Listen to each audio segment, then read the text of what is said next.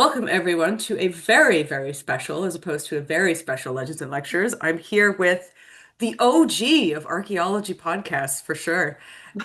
Dr. Tenn, Dr. Tenn, will you please? I think everybody who is on TikTok, on Archaeology Talk, certainly, absolutely must know you and your fabulous nails at some point. So if you, oh, amazing. Please tell me about the nail game. I need to know where you get them done. They're always so good in every video that I see you. Doesn't matter if it's Ruin My Monday or you're doing your archaeology news.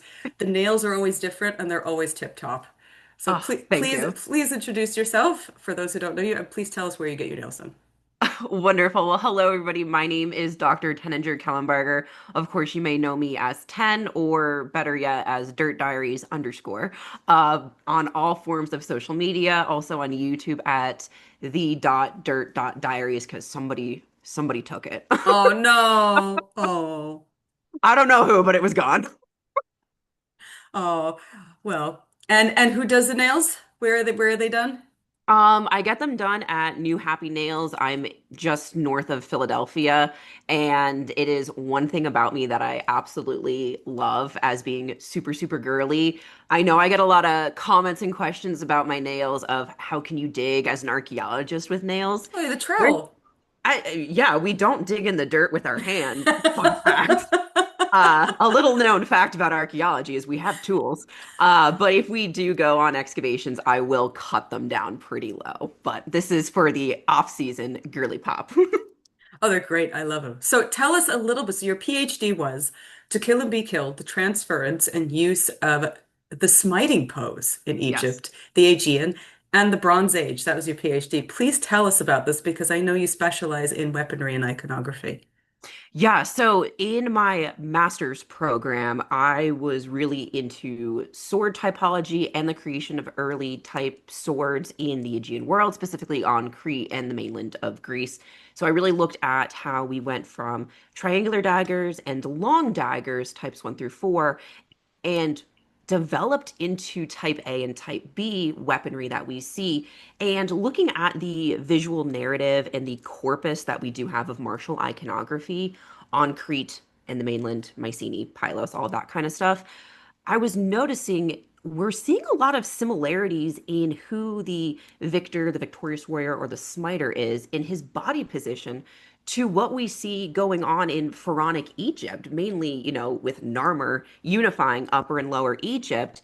And originally, the project was also going to include kingdoms further to the east in Mesopotamia, to the north in the Hittites, with everything, and look at who is doing the smiting, who is getting smited, and what can that possibly tell us about the creation of power. But that project was really big, and my advisor said we need to cut it somewhere. So that is coming to be continued in when I publish that as a book in the future. Wow. When is it coming? When is it coming?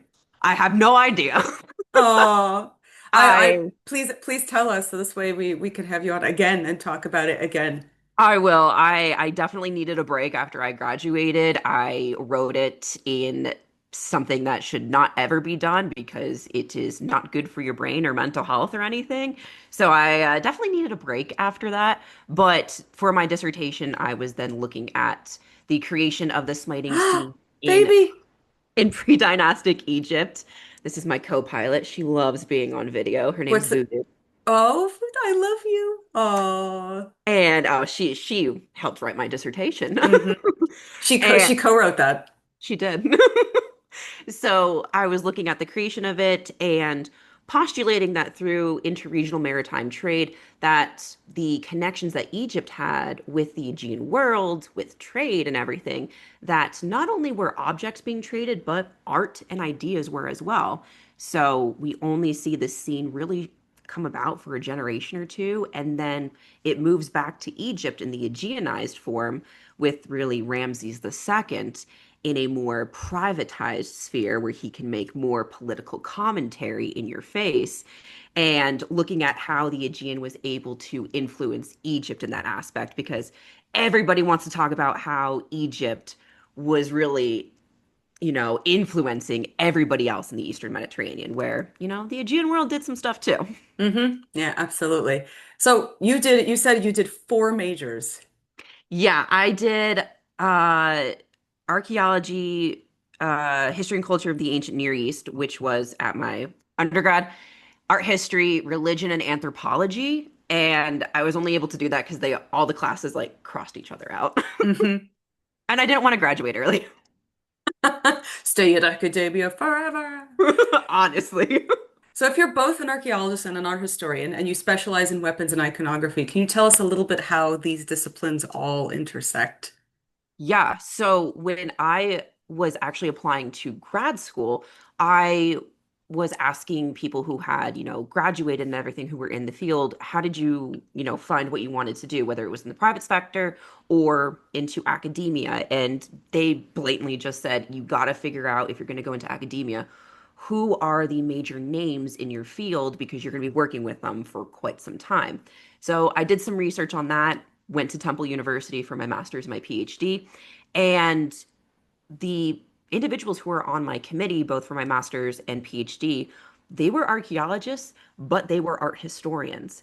And I think having this multidisciplinary approach allows myself and others to look at archaeological sites, contexts, artifacts, and everything, and take a different approach to certain things. So, in a forthcoming article I have, one of my reviewers was saying, this is really great, but have you thought about, looking at the Pylos combat agate and the Tomb of the Griffin Warrior as a larger context? Yes, absolutely. But the art historian in me is saying we have to break down this individual scene and the characters and the qualifications to be called certain characters, like the victorious warrior and everything, before we get bigger in the tomb and start looking at placements and everything.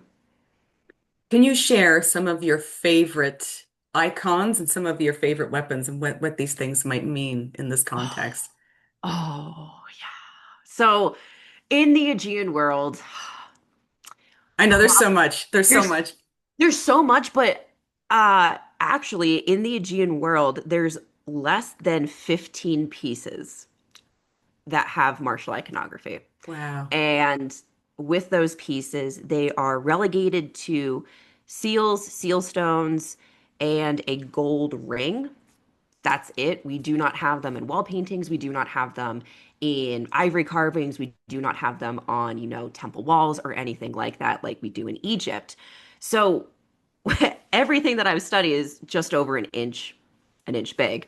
But some of my favorite things do come from Neopalatial Crete. There are different smiting scenes that are earlier, but we are seeing with the jewelry present on them evidence or potentially evidence at an emerging elite warrior class. And then, of course, all of the gold and martial scenes from the shaft graves of Grave Circle at Mycenae. I love those so much. But I mean, the Pylos combat I get, spoiler alert for Dirt Diaries, that is going to be the next podcast episode. But that is probably like the quintessential piece, in my opinion, because that was the artifact that in my brain linked the Aegean and the Aegeanized smiting pose to New Kingdom Egypt. When you were young, did you read the Egypt game? No, what is that? Oh, I read a lot of Magic Treehouse. girl. Okay, every person of a certain age, I'm 41, every kid of a certain age will Okay. remember the book to the Egypt game. And Okay. the Egypt game was very much there. You'll see it in memes all the time, and you'll see the memes that say like, if you read the Egypt game and you're into archaeology, why are you part of a certain group now? And of course, I subscribe to a lot of those. So, Yeah. but it's very much it's about these kids who it was a young adult book at the time when I was growing up. It's very much about these kids who are growing up and they get stuck in ancient Egypt, but there's a lot of iconography, a lot of warriors. I think you would really it's a fantasy book, obviously, but there is a Yeah. lot of archaeology mixed in there, and it really is your wheelhouse. I think you really might like it. Oh my gosh, Um, I'll have to check that out. oh yeah. Speaking of fantasy, Hmm. which weapons have people asked you about Uh-huh. that people think exist that Ah, never actually existed in history? okay, I can give you two, one from Egypt and one from the Aegean world. Okay. So, start with Egypt. The biggest, I think, misnomer or misrepresentation is that the weapon of the bladed mace, I think we first see it. It's in the Middle Kingdom. It's in Dynasty 12. I think it's Senwosret, and it's on a pectoral. And a bladed mace is just a mace, but there would have been a blade socketed into the side, so you would have wielded it just the same way. And we see it only appearing in Dynasty 12 for a hot minute, and then really with Ramses II in Dynasty 19, which is really, really interesting that there's a massive break in between it. But archaeologically speaking, we have no physical evidence that would support the presence of a real life bladed mace. Wow, what does it mean then? It could be a divine weapon. And what's really interesting is when the pectoral of Senwosret, or it's Amenemhat, I forget which one, but it's Dynasty 12. On the pectoral, Nekhbet, the vulture goddess, is over the scene and she's well associated with the protection of the pharaoh. And what's interesting is with Dynasty 18 and 19 in the New Kingdom, we get the additional character in smiting scenes of an active god or another figure being present. So it could be a god handing a weapon, and there's a lot of discourse actually on depending on where the blade is facing, how it's supposed to be used. Mm. But it could be a divine or mythological weapon that, is meant to be propaganda of the god is allowing me to smite down. I am doing it for the state, for the kingdom, for Egypt to keep order over chaos, which is super, super interesting. Yeah, that's really cool. So what was the other one? What was the other weapon? So in the Aegean world, there's a lot of images with the double-headed axe, and there has never actually been evidence of a weapon being used in that form. It is more of a religious symbol. I think it's Keith Brannigan who talks about that a lot. But I know within Assassin's Creed Odyssey, which my husband just finished playing and I took him to Knossos. But when we see these images, it's, priests or priestesses holding it and walking in a procession. Because if you are swinging an axe, even with longer type A swords, the swings and the time in between the swings, it would take you longer to recover. Meaning, if you swing and miss your opponent now has more time to attack you. So we actually just don't have any evidence of them being used as weapons. Yeah, same thing. We talk about this a lot when you hear a lot of people saying, "Oh, Vikings had double-headed axes." You just go, "Nope." Show me. Show Yeah, me. exactly. Yeah. Sorry, kids. Not Yeah. historical. Fun, Fun. but dwarven and not historical. Okay, It's up so there with the horns, with the horned helmets. oh, I mean, you know what though? I think that myth is really dying. I think people really know now that that's not true. Um, Yeah. People don't know that the Vaknut's not real though. I know. There's a lot, or the Helm of Odd. These are not Viking symbols. No, we Those, talked about that actually because we talked about how Vegvisir, not necessarily Aegishelmur, but Vegvisir is not. It's a Christian stave that was made in the Hold Book, and yeah. a lot of people accidentally think because it was mentioned in a printing, I think it was a 1980s printing of one of the sagas, and Mhm. it in history has never been shown, and so unfortunately Yep. somebody accidentally pointed to it in the wrong direction. Yep, that's it. Yep. Or Vikings had, certain chin tattoos. I know I've Nope. No talked evidence with, of that. nope. I think I've talked a lot about it with Isar Oakmond of Northern Black Tattoo. And I think there's one written passage that may hint at tattoos, but not in the way that we think. Yeah, So, so that's Ibn al-Fadland. He wrote about his meeting with the Rus people. yes. Right. And so maybe the Rus had tattoos, but we have to take his word for it because archaeologically speaking, we don't have any evidence.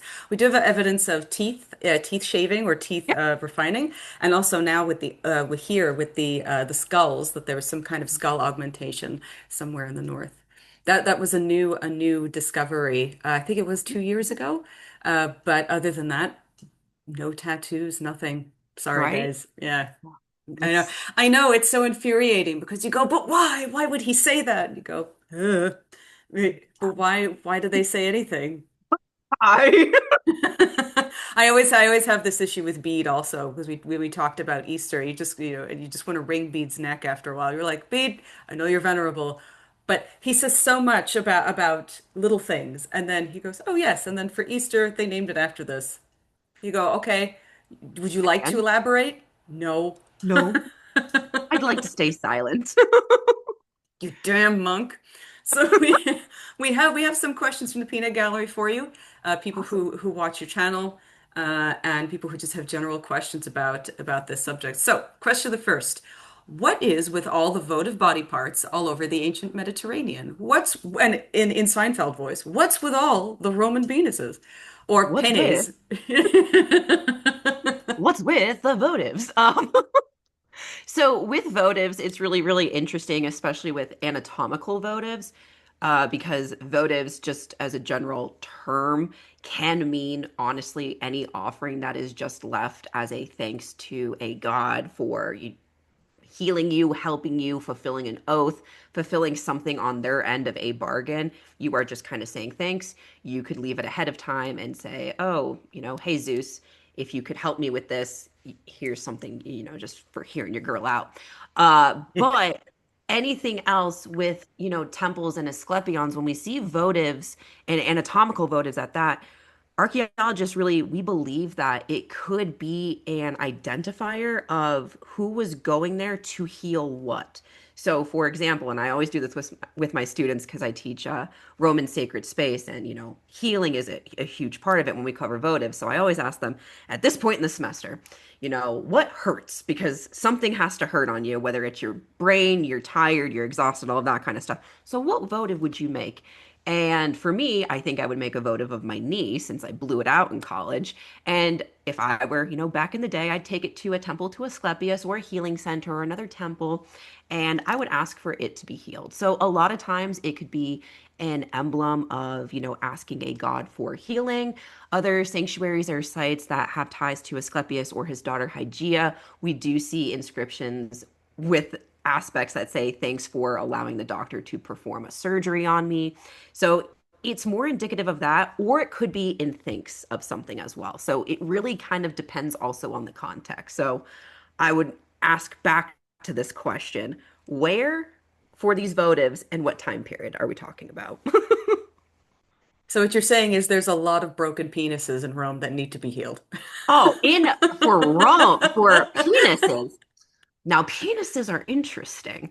Of course they are. But penises, iconographically speaking, they are for superstition. They are meant to protect you from the evil eye. Yes, the penis protects and the penis attacks. There is a great mosaic. It's the mosaic from the House of the Evil Eye and in Antioch in Turkey. And in this mosaic, there is a dwarf because Romans thought that was hilarious, who has an engorged penis who's facing the evil eye. And it's to distract the evil eye because the Romans had the same sense of humor that we do in seventh grade. And laughter, loud noises, anything like that would actually distract the evil eye and protect you at the end of the day. So we see tintinnabulums, which have phalloi all over them. Images of phalloi have also been, uncovered at Hadrian's Wall. There was just the phallus pendant that was uncovered and does show signs of wearing. So it could just be, a pendant for good luck or protection that, we all rub our pendants when we are, just thinking out loud or anything, but could be protection. Also at Pompeii, specifically when they are carved, it can also point to, a brothel. It's the same thing we talk about the iconography of the Sheila the Gig, where she's sitting on churches and opening her vagina, Mhm. and you just think, that's a funny thing in the church. Well, I mean, if her vagina is the winking eye of God, it looks out toward toward other evil eyes. It's great, Hmm. awesome. Yeah. So another question about this is if somebody wants to know about the ancient Greek religion. How did it differ from early Roman religion in terms of depictions and iconography? How did things change over time? Were Romans always willing to incorporate other gods in their iconography? Oh, that is a massive question that could probably be a dissertation in Another of PhD. You like another those? PhD topic. We have so many topics. And so the first part was what was the first part? How did it differ from early Roman religion in terms of depictions and iconography? The ancient Uh Greek religion. Spark Note edition, not much.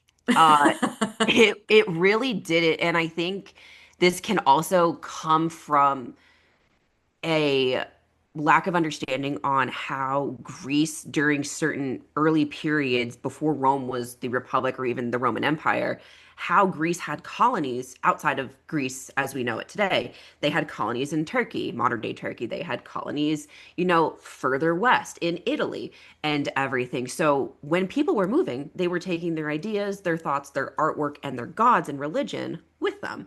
So they could be going to, different port towns and everything and making depictions of that. So, for example, the tomb of Cerberus that was uncovered just outside of Naples a few years ago, they actually don't think that it's a depiction of Hercules and Mercury. They actually think that it's a depiction of Heracles and Hermes, the Mm. Greek version of it, because once you go to Italy back in the ancient day, there wasn't this force field where the Greek gods couldn't get through anymore. And once you cross this line and you come into the port of Naples, it's Mercury, not Hermes. There really wasn't that. There's a lot of synchronicities going on in terms of artwork with certain gods. There's going to be a lot of differences. Vesta is not really depicted the same way Mm. as Hestia is. Vesta's more personified as a flame. Jupiter, in his mythology and how he was venerated and worshipped, is a lot different than how Zeus is. Jupiter kind of keeps it up in the skies. Zeus is coming down every day with the mortals. So you kind of have to like pick out those kind of things. It's not an overarching aspect. It's going to be super nitpicky, like Mars and Ares, vastly different in their mythology and their depictions, but very similar as well. So it's very hard. So there's no one correct answer, is what I would say. Somebody wants to know, you had mentioned in one of your videos, you were talking about Mummy Brown, and they wanted to know, was Mummy Brown really made with mummies, or was this something that the pre-Raphaelites made up? A little bit of both.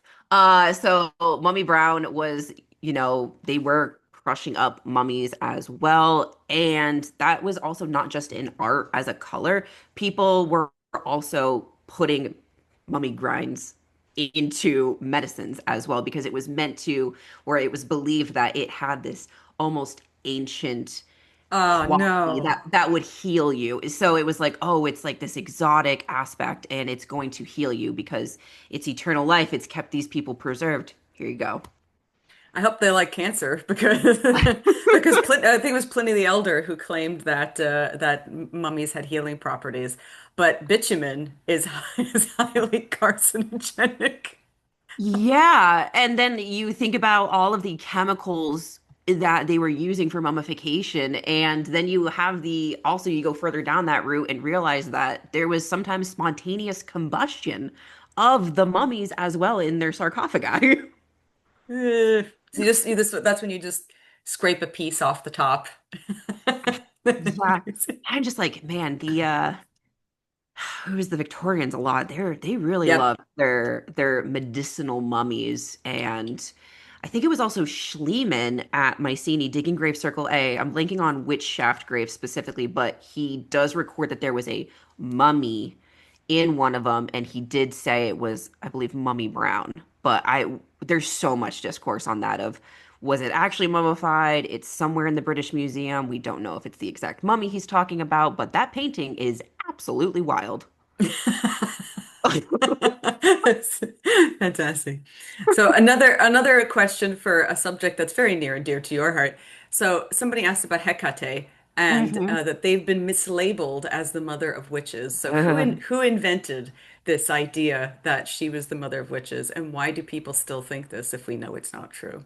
I think that there is with modern titles and titularies, I think a lot of people grasp onto it because it may ring near and dear to them. They may find solace in that idea, which at the end of the day, spirituality and religion, that kind of is the point that you would turn to that. So I think it's hard when people have had these long held beliefs, but that is not an ancient aspect. That is very much modern. I think a huge pusher of that is Wicca, which to everybody, I would like to remind you, Wicca is fairly new. It came Mm. out in the mid 20th century, and Wicca really cherry picks from earlier religious traditions all across the world and kind of throws them in a hat, spins them around, and plops them on a wheel of the year. And there are claims out there that, oh, writers in antiquity or ancient authors have said she is the mother of witches or the mother maiden in Crone. The mother maiden in Crone is very Wicca heavy. But the mother of witches, I think, comes from the ties that later authors put on her with Medea being a priestess to her, Ah, or other witch or sorceress characters having quote unquote ties to her and being othered in that sense. So you have Medea, you have the Witch of Erichtho, and you have Circe. So Daniel Ogden is a really good author on that as well with his source book. But there also is the aspect of, okay, well, if she's not the mother of witches, witchcraft wasn't really seen in the ancient world. It is yeah, ancient magic, yes. pharmakeia, and sorcery. It's not witchcraft as we know it today. And I think not understanding the difference in these terms and what they mean today versus what they meant 2,000 years ago can be a lot for people. And that's, on my other podcast, Sticks and Bones, we get a lot of pushback because we've said she's not the mother of witches. And, this ancient author said, oh, well, she's of the three ways because she's in the triplet. She's a hecateon. And that was also just for protection and everything. But yeah, it's a massive mistitled. Yep. I told Dr. Tenn about our bone. We have a long-standing bone to pick on this channel with Victorians and a lot of the things that they made up. Between Margaret Murray, she was a great Egyptologist, but she did not know what she was doing when it came to ancient religions. And between Margaret Murray and Lady Raglan, the rope rings tight for which one Yeah. I would like to meet and punch in the face. Yeah, it's a lot and it's really sad too because, so many people hold on to this and it's not based in fact at the end of No, the I have day. to hear it. We did when we had Professor Ronald Hutton here, we had a lot of questions about Celtic things and Druids and all that kind of thing, and how the word Celtic obviously is a misnomer. It's not, maybe we should stop using it when we're not talking about languages. We talked about Druids, and of course he is the authority on Druids. And when it comes to people asking questions about Ogham and Druids being ancient magicians, the answer is a big fat nope. And It's yeah. wild. It's not, and a lot of the mistake comes from somebody, a poet named Robert Graves, who wrote The White Mhm. Goddess. Yep, Yeah, that's somebody I'm also swinging on in the afterlife. you just Him, go listen. Lehman, so many others. Oh man, it's like, look, Robert, I hear it, man. I like that you did some poetry. It was nice, but why did you tell people that the Druids had an ancient star calendar when we literally have no evidence for It's that? it's the chokehold that they have still today in 2025, in the Yeah. year of the Great Hecate 2025. We're still dealing with this. Or yeah, or people who still think that, that tarot cards came from the Book of Thoth. I'm sure you get that one a lot. No, I actually get from my Really? students that they were created by the Romans, so that's fun. You know what? I'll take that. That's not true, but I'll take that. That's better The than Romans. that comes from the Book of Thoth. I We come appreciate from the that. Renaissance, guys. The Renaissance. And yeah, it's really hard and not to keep going down this road, but there's a lot of people who push publications and books that are not peer reviewed, nor are they academic, nor They're do esoterica. They're do esoterica. and I think that word can just be thrown over it. So it's like, oh, well, it's esoteric, so I don't need a background or a degree or peer review or anything. And yeah, there's a lot out there. I just did a book review on three books that really are misleading for ancient Greek religion. Oh boy. And that's why they should ask you instead, I think instead it's of just, me. yeah, I think it's just crazy. The blog is free. You can check it out. One talks about Hecate. Sydney Brannon is a huge one. So I looked at one of her books. We will definitely find out about that. And this one is not necessarily conspiracy theorist, but somebody wanted to ask, why haven't we found Cleopatra and Antony's tomb? Do you think they are somewhere in or near Alexandria? Hmm. Why haven't we? I'll start with that one because there was a whole bunch of kerfuffle going on right after that final battle, and power was shifting. Rome is taking over. The Roman Empire basically begins with Octavian becoming Augustus, Egypt becoming under Roman rule. The last pharaoh just died. And I think it might just be lost. I don't know if it ever is going to be found, to be completely honest. I think, there might be some aspects to point the way of maybe she was here or she was moved. It really just depends. So if she is up in Alexandria, there was a lot of destruction. A lot of it is now underwater. So organic material likely isn't going to survive for over 2,000 years. And It's yeah, airtight sealed. It's airtight sealed. I mean, I wish it was, that new shipwreck that was found off the coast last year, I think, that is beautifully Bronze Age and preserved because of the depth that it's at. But that's why, it's because it's at that depth.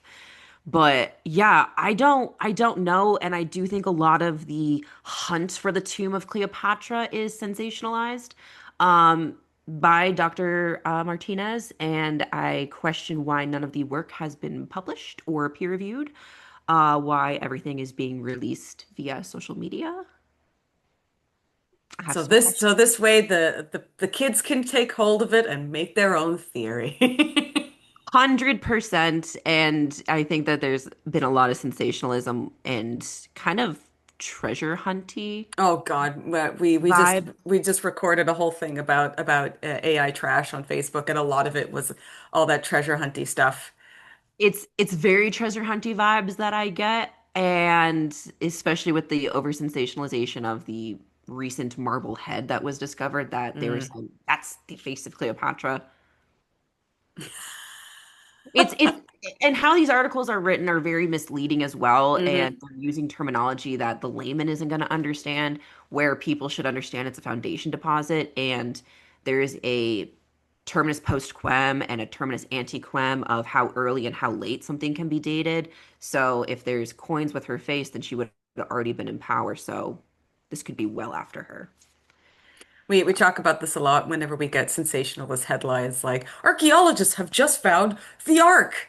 And and you just go, oh. And then if you actually read the article will talk about the research, and then at the end it says Dr. So and so says we cannot say that this is the Ark. But they do it, they make that sensational headline for the clicks. They do. But then people don't read the article and then they go, "Oh, but the archaeologists found it." Go, well, if they found it, you would know more about it.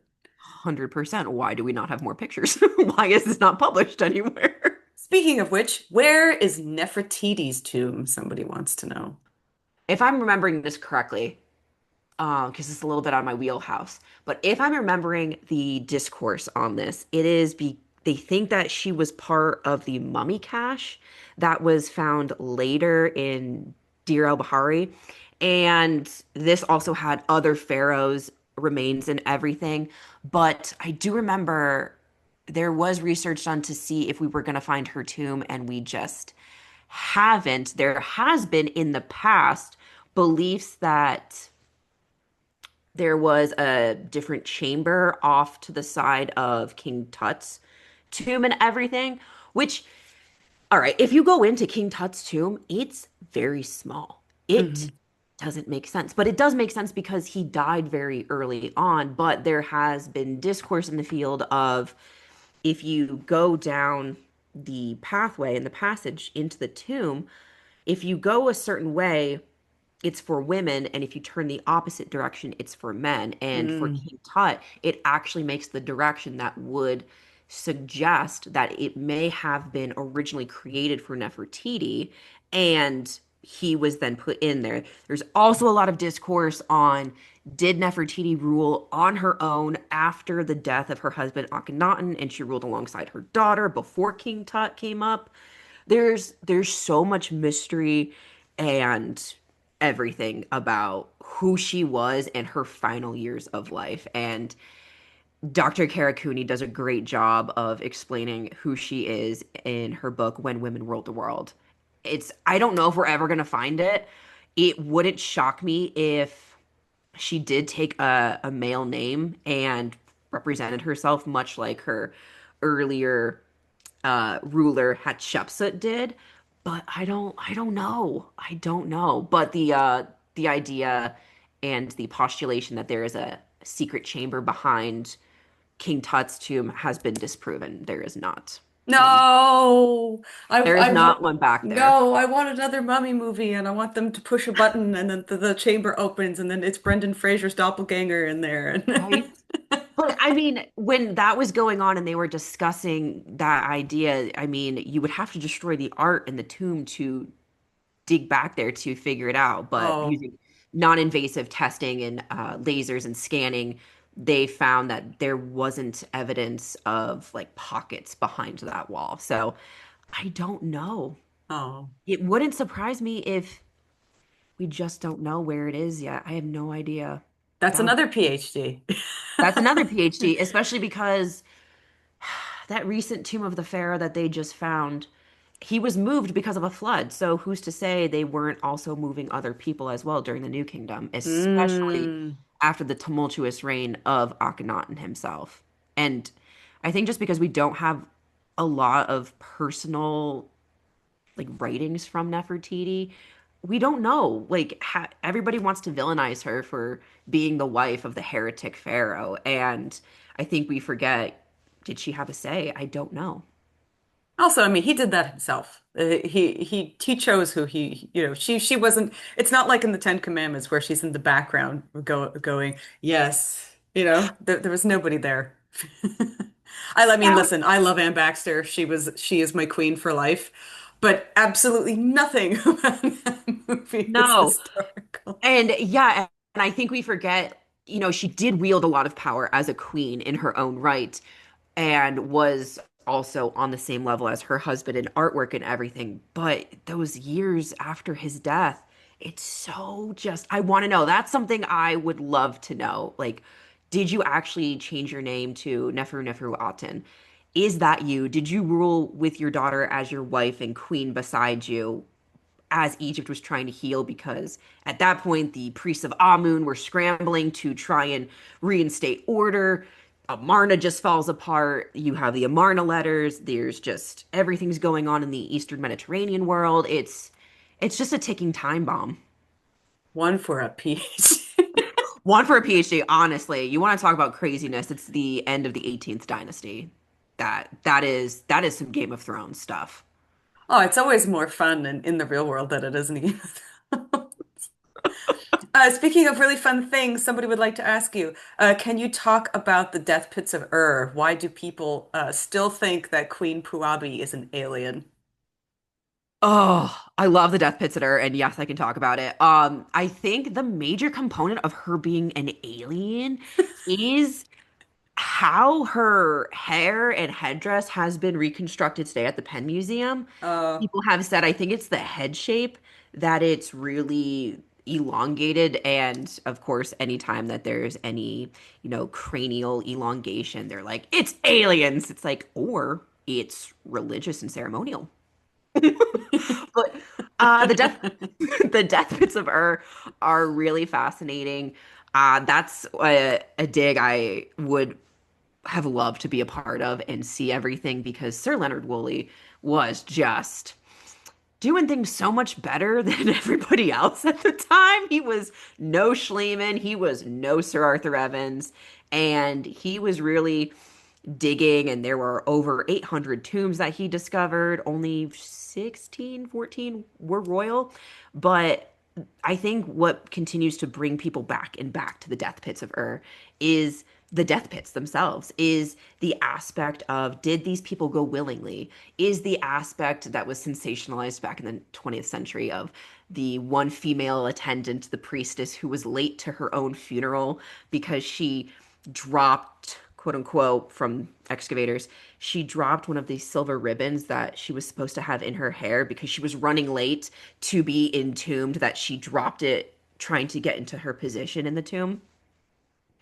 So I think all that's of a that fun story. so I think all of that sensationalism, how it's been reconstructed in the tomb, and did people the stories that came out during that time in the 20s and everything of, oh well, they all drank this poison and then the guards had their heads bashed in and then it was closed and we never saw them again. It's just so sensationalized, but you're Yeah, like, I can't blame you because you were also dealing with the curse of the mummy at the same time. So the curse of them.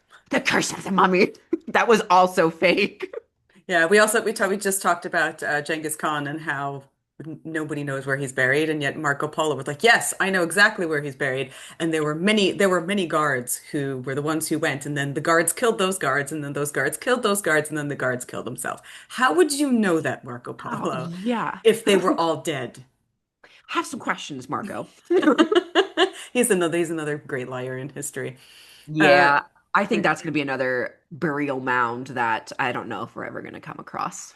ooh, yeah, I And don't then how do know. you prove that? Like, if we don't have inscriptions, it's very, very hard to prove something. Yeah. Get everybody together who all like 30 million people who are related to him together, and then everybody does DNA tests. You're going to have to. I have no other way of how else would we know if there's no defining features, no defining factors, no descriptions? It's Nothing. impossible. You would have to hope that there's enough DNA to be taken out to be tested at that point as well. Oh yeah, that's true. Just hope. Especially if they think that he was buried or that he was left somewhere in a forest. We have no idea. So if that's true, there's probably nothing left. You can't pick up a random femur and go, "This is Genghis Khan." You go, "I would love for that to be so," What are you but talking about? They used to do that all the time with reliquaries. it's very true. That's very true. Yeah, the Middle Ages, somebody going, "Wow, that's really his finger?" Yes, and then they're just like, chicken bone, amazing." Yeah, or when we were in Turkey and Ephesus, we went to the Church of St. John there, and our guide was like, yeah, in the entire world, there's enough bones to make, I think, 12 skeletons of St. John from all of the votive. But it was a day out. It was something to do when they Was all went on pilgrimage to go see the finger or the bones, and the bones. smell their gorgeous perfume, or so they say. That it was something to do back then. It was a journey that they could leave home and go have a nice picnic. A And then nice, come. a nice jaunt to Siena to go see the patron saint there and her head in a reliquary. I'd do it. If It was cool to see. Yeah, if somebody said, "Hey, you want to go see a skull?" Yeah, I do. Yeah. Ooze.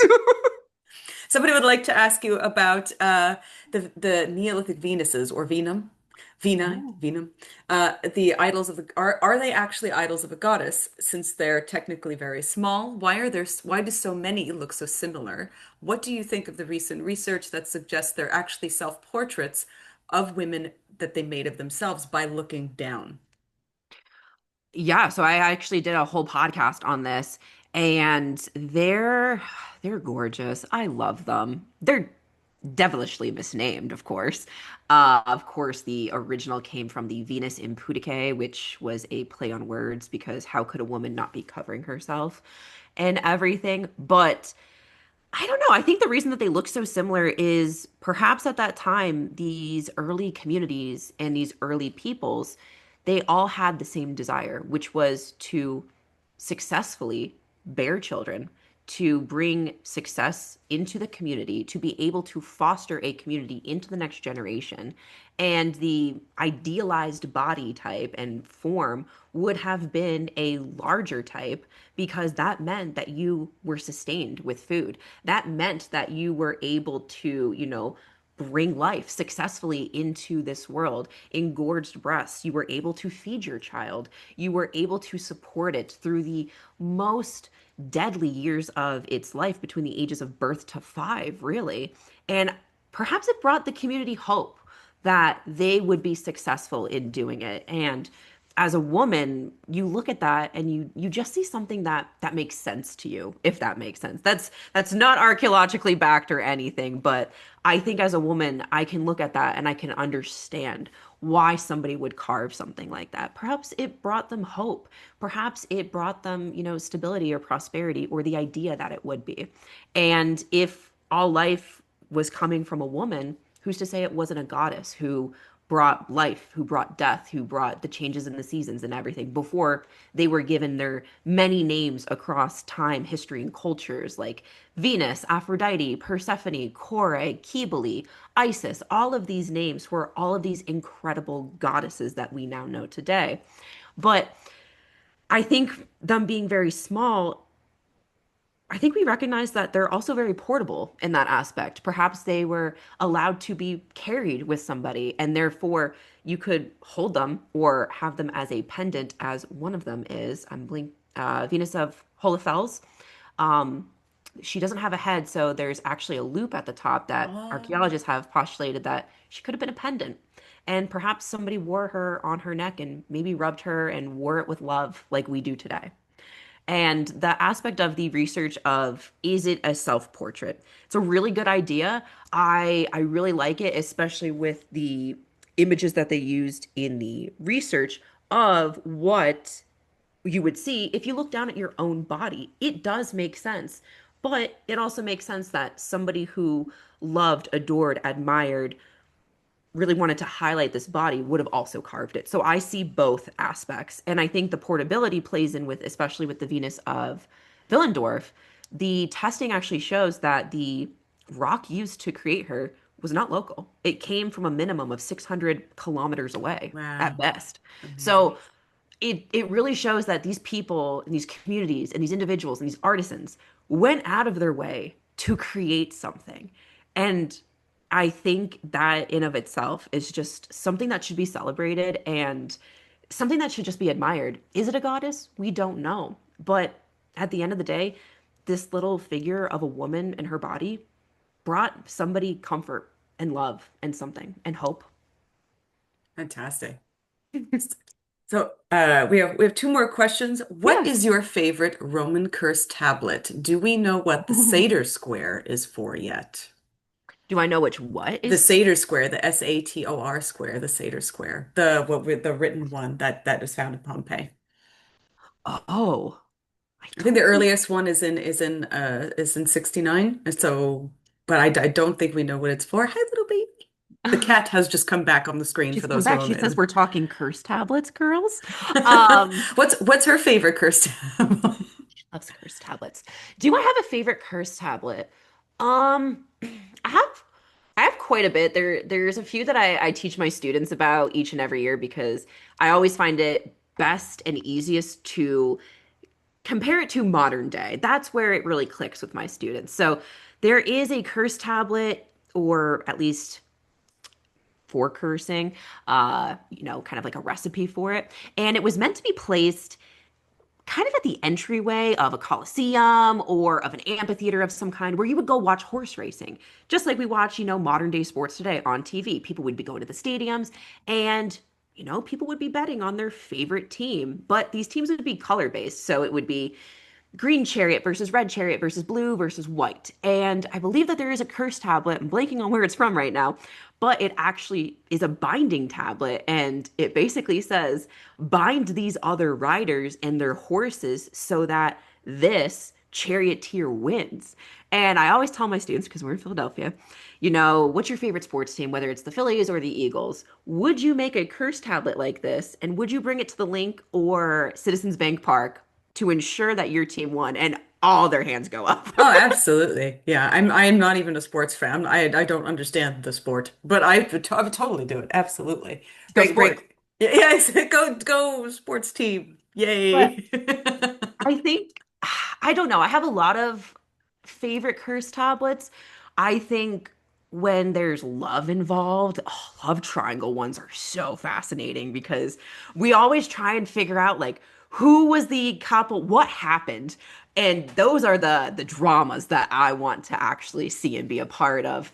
And there's so many because that's the multifaceted nature of humankind is you want to get justice or revenge on somebody for so many different things. There's a great one, it's Roman, and everybody thinks it's a depiction of Medusa, but it's actually a depiction of just, I believe it's Hecate with snakes in her hair. And there's bats and everything, and it's so cool. And they're binding a senator. I love it. It's so cool. And just to see, when I teach my students, they're like, "Oh my gosh, like why would you like stab it or create a curse doll?" It's of course very different from modern day voodoo practices. It's not Yeah. meant to cause pain. Most often, especially with curse tablets that have to do with love and romance and relationships, it's to cause lust. It's to cause attraction with that person. So you would stab the doll or the tablet to ensure that the underworld gods, the shades of the underworld, that they heard your plea when you dropped it in the river or you dropped it in the well at night. Ugh, I love curse tablets. What's not to like about them? They're fantastic. They're such a window into A window. And it ends on such a cliffhanger because we never know yeah. if it worked. And it's so fascinating. People at the end of the day, they haven't changed. Nope. If Ea Nasir, obviously different civilization, but if Ea Nasir has taught us anything, it's that a one-star review will last forever. You have a replica. Oh my gosh, that's amazing. The OG Yelp review. I love that he kept them. I don't for people that don't know, like those were found in his house. Yeah, this man loved hate mail. And this was not the only time. Like, I will cry if I get a mean comment online, and this man was keeping his hate mail. I love it. I love how he's like, "Yes, Nani, you fuel me. You nourish my hatred." I do love the meme accounts online Oh because I yeah. love that that tablet is makes the rounds like every year. The meme accounts of Ian Nasir and Nani going at each other of like, I'll never buy copper again. Of it's so hysterical. Like we've always just been people. And I think that's the beauty of studying the past in archaeology is you will never be bored, honestly. Yeah, Dr. Moody, I mean, she usually posts letters from ancient Mesopotamia, and some of them are really just like sons going, "Mom, can I have $5? I need money." It's so funny. Or you'll get like children practicing homework, or you'll get, stories. There's a tablet that talks about a few exorcists living together in a house in Mesopotamia. That could have been an ancient reality show. Oh yeah, I would watch 10 seasons of that for sure. Amazing. Right? Yeah, amazing. Ancient ghost adventures. It would fuel all the conspiracy theorists and give them something to do. Okay, Right? one last question. So Yes. if Ponce de Leon and the Fountain of Youth story is fake, and so is King Tut's Ooh. curse, what other stories like this do you like that are fake? Like they're good stories, but they're still fake. Good stories, but still fake. I mean, I would love. I did kind of talk about a little bit with Ponce de Leon, a little bit. Um, I think the overarching thing with Ponce de Leon is the elixir to life, and he's not the only one who kind of fell for it. Of course, the Fountain of Youth was believed to be in Florida. But the elixir to shocker, I don't, that's so funny to me. right? It's just like it's Florida. And today we're looking around like, are you sure? Florida man is eternal forever. He was the OG Florida man. And the elixir to life, I mean, that really got the first emperor of China good, Emperor Qin Shi Huang. Um, what else? I mean, that's a good story as well. What else is a good story but likely isn't Oh, true? El Dorado for sure was not true. El Dorado, yeah, the City of Gold, likely not true at all, but Eight it's a Immortals, Jean Gualo.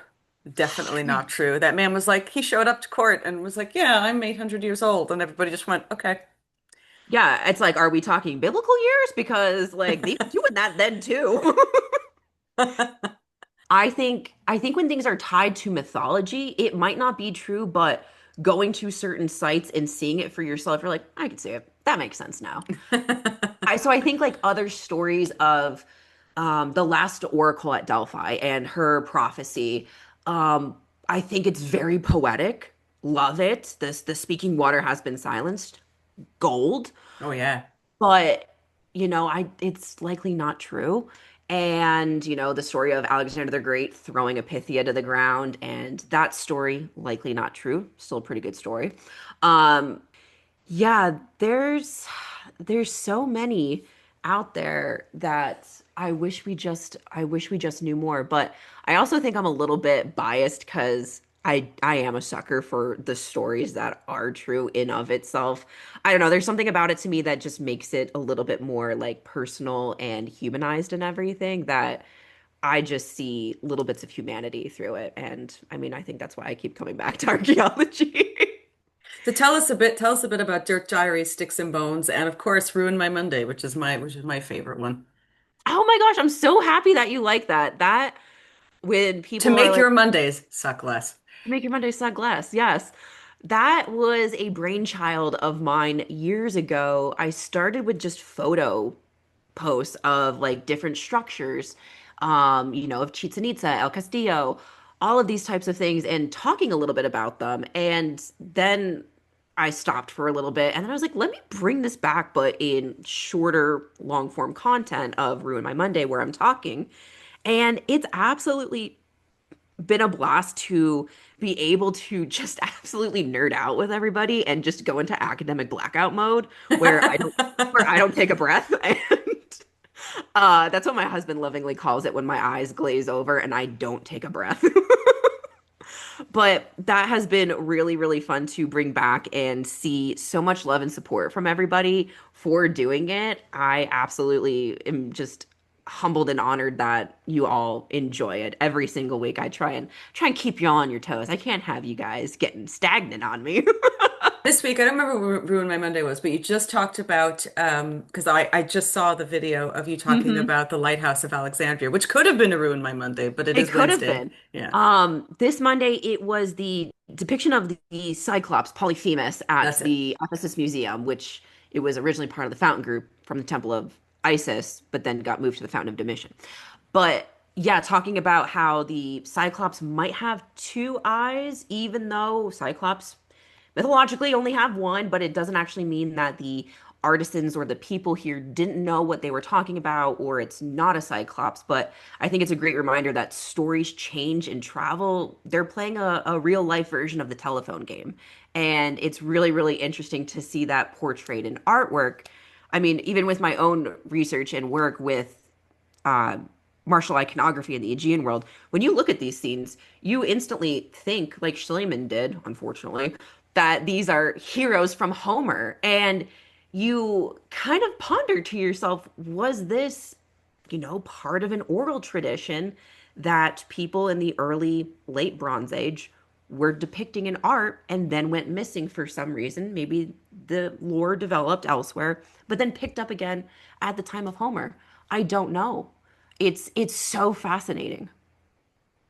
So, do you have anything coming up? Because you do tours of Yes. different archaeological sites. So, please tell us about any tours that you have coming up. Tours coming up for 2026 are Turkey. So we will be going back to Turkey. I just got back from Turkey. It was absolutely a blast. I was able to see more things that I've studied for my entire life. And I know I say this on my channel, but seeing ancient art and ancient sites, that's a celebrity sighting for me. Oh, Like yeah, to see absolutely. the golden mask of King Tut, move over, Leonardo DiCaprio. I'm gonna go be with Tut. That's okay. Leonardo DiCaprio's not interested in us anymore. We're not 25. Right? Yeah. I'm 6 years too late. But that is what I absolutely love. So we're going to Turkey and it's four cities. Istanbul, I'm going to butcher the other two, and the other three, I should say. The last one is Cappadocia. And it was just so much fun to be there and see everything, go in the Hagia Sophia, see the Hippodrome, and, have my own little Roman triumph there and everything, like the previous emperors did back in the day. But we will be going there for 9 days. So if you want to spend, Star Wars Day in Istanbul, you can on May the 4th. And then hopefully there will be another trip to Egypt launching for next September as well. And Egypt was absolutely incredible. Going inside the Great Pyramid was absolutely insane. It is pyramid hot in there. Just when you think it's hot in Egypt, go in the pyramid. It's pyramid hot in there. And anybody who went on the trip will say, yeah. Well, maybe if you shop it as, hey, we're going to be looking for Nefertiti. Yeah, right. Well, we do go to the mortuary temple of Hatshepsut, which that also is cooking, but it's also like insane to be there and be part of it because the mortuary temple of Hatshepsut's right next to the mortuary temple of Mentuhotep II from Dynasty 11. And we go into Valley of the Kings and see King Tut's tomb and everything. So it's really, really cool to see and to be a part of and understand everything. And go in a hot air balloon in the morning over Luxor and see all the temples and just literally academic blackout to the entire group. Especially because I'm scared of heights. So I was like, somebody ask me a question, Yeah, just to distract you for 5 minutes. please. What other classes are you teaching online this semester that people have that can have access to? Teaching online this semester for the general population. I might be working on one for necromancy. Ooh. I do. I love teaching necromancy to my students, so I'm back So teaching do that. you get the cauldron and the skulls out and then have I the get whole on the ground, potion? not potions, but you have to get two. You have to dig two pits, and you need milk at the end and a sword. So come prepared to class. Uh, What's the milk for? Is it a cleanse? to flick at the ghosts so that they Oh, leave. As such, as you do. That's as great. one does. Yeah, that's probably one of my favorite things is talking about it, or how the Roman emperors thought about necromancy, very different from the Greeks, and just the rumors that were spreading and the stories of an emperor wondering if somebody's going to, kill him. So he does necromancy on it to see if anybody's going to betray him. The necromancer does the necromancy. They figure it out. They name the name. The person who's supposed to run the letter back to the emperor is the man who is named. He opens the letter, sees that the letter basically condemns him. So he's like, oh my gosh, I'm going to get condemned and blamed. So what does he do? He kills the emperor. Makes sense. Makes sense. So was it a prophecy or like was he self-fulfilling? I don't know. Or, Hadrian and Antonius, did he actually use him for necromancy? What really happened in the Nile that day? And all of that kind of stuff. Oh man, if you make that, please link me. I'd love to be part of that. If I have time, that's amazing. It's one of my favorite ones to do with my students each and every year and to go over the different necromantion sites that did exist in the ancient world that we know Awesome. of and talk about, what you would actually do. Was it real? And that one, and Reenactment. well, there's one called the Disney theory actually that has to do with necromantion. So yeah, archaeologists have postulated about what they call the Disneyland theory, which is like smoke and mirrors and kind of like haunted house vibes, that was what was going on. It's really, really interesting. But Yeah. that I might do one on magic superstition that also includes amulets, Braxis gems, uh, cursed tablets, the Greek magical papyri, because people also are in a chokehold about that for some reason. Well, for those who, if for whatever reason, if people can't access that, please listen to Sticks and Bones, where you talk about many of these things, and Dirt Diaries. Please tell everybody where they can access you for Dirt Diaries and all your other podcasts. Oh, yeah, absolutely. So for social media, Instagram, TikTok, you can find me at Dirt Diaries underscore. And for YouTube, you can find me at the dot dirt dot diaries. And yeah, I try and podcast every other Wednesday. It's a lot of work. Yeah. And I do my makeup at the same time because I talk with my hands. I gotta busy myself. I'm not in the classroom where I can walk around and jump on tables. I have to be doing something. I cannot sit still as I jibber jabber about ancient history and everything. So you can find me on Dirt Diaries. You can stream it on YouTube. You can stream it on wherever else you get your podcasts. And if you are more into the realm of Greek mythology, Greek gods and goddesses, and ancient Greek religion, hey, maybe you worship the Greek gods. Hi and welcome to Sticks and Bones. That's where we talk about all those fun things over there. Amazing. Dr. Tenn, I'm so glad that you're here today because this is so much fun. When you Thank you do so finish, much for having me. oh, I'm amazed that you actually said yes because of your channel is so lovely. Um, Thank you. No, it was so nice to get your email and yeah, no, just thank you for the opportunity. I to everybody out there, I absolutely love talking ancient history and archaeology. And if I can help somebody or make somebody think history's cool again, make archaeology cool again, I will have done my job.